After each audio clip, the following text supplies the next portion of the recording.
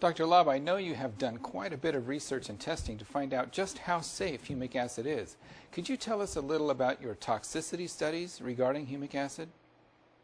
Yes, the toxicity of the materials that I have taken a look at, including synthetic materials, those studies were carried out by Bioscreen laboratories in the Southern California area.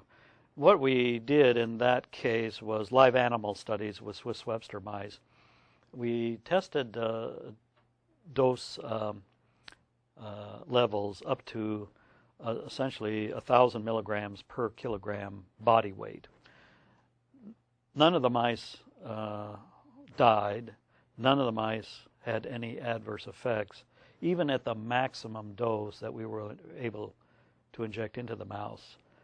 200 mice were used in that study, and no problems whatsoever were seen. We couldn't go higher than that because we couldn't inject any more into the tail veins of the poor mice. That was the maximum concentration we could do. In terms of humans, the average human weighs somewhere in the vicinity of 70, 80 kilograms. Well, let's suppose 70 kilograms was the number. That would be 70,000 milligrams that a human could take based on the animal toxicity studies and not have any adverse effects. That would be 70 grams a day of humic acid. That would be an extraordinary amount. The most that one would take of humic acid would be, say, 250 milligrams twice, 3 times a day. So that would be, say, 6 times 250. That would be, gram and a half or so, 2 grams, perhaps if one were taking 8 doses of humic acid a day.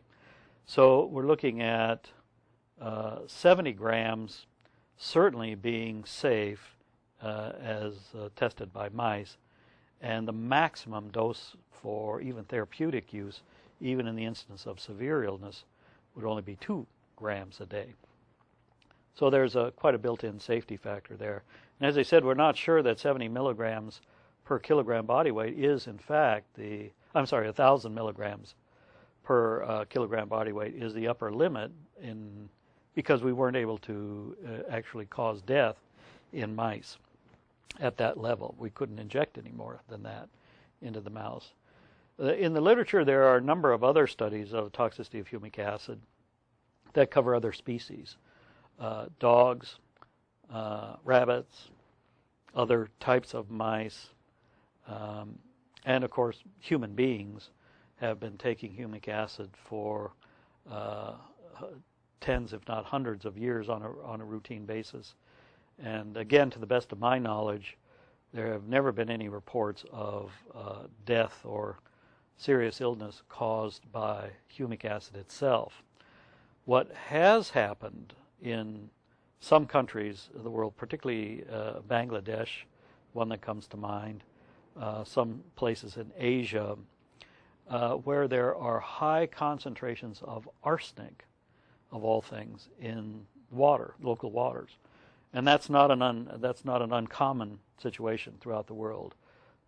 Sometimes fresh water may look very inviting, but it's not safe to drink, even in a very, very remote area.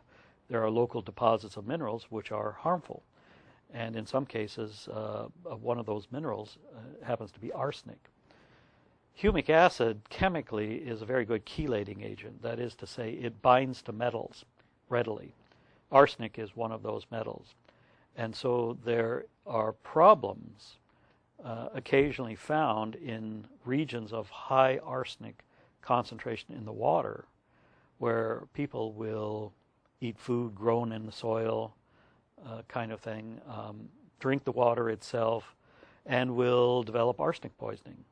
There are a number of scientific reports, as well as at least one book I'm aware of, published recently, that describe those effects. So, arsenic aside, humic acid itself, again, so far as I'm aware, or so far as I've reviewed the published scientific literature, essentially has no upper toxic limit.